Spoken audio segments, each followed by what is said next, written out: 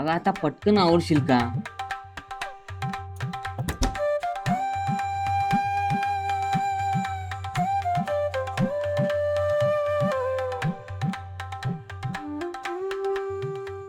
अगं असं तुझ्याकडे घरात बसून कामं कुठे असतात? किमान किमान लवकर उठायचं तरी कष्ट घेत जा. हो हो, आवरते ना. आजच लेट झालाय ना.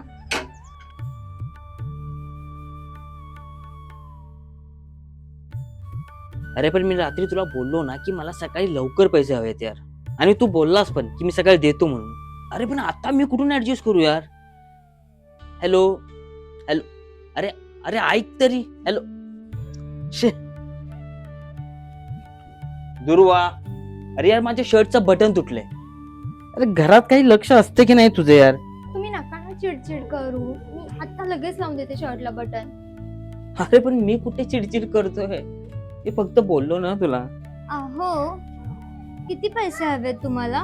का? तू देणार आहेस? अहो सांगा ना.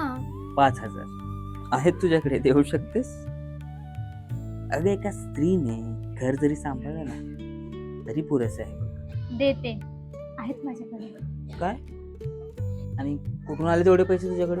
अहो लग्ना अगोदर माझा शिवण क्लासचा कोर्स झाला होता आणि दुपारी थोडीच मला काय काम असतं आणि त्याच वेळेत हे मी काम करायला जाते. त्याचेच आहेत ते पैसे. घ्या, झालं. बोलता बोलता कधी बटन लावून झालं कळलं का तरी? दुर्वा, अगं एक बायको तिच्या नवऱ्याच्या शर्टच्या तुटलेल्या बटनापासून अगदी त्याचा तुटलेला आत्मविश्वासापर्यंत सर्व काही तोडून देऊ शकते. पण बघ ना, आम्ही त्या स्त्रीला एक पुरुष म्हणून, एक नवरा म्हणून कधीच समजू शकत नाही.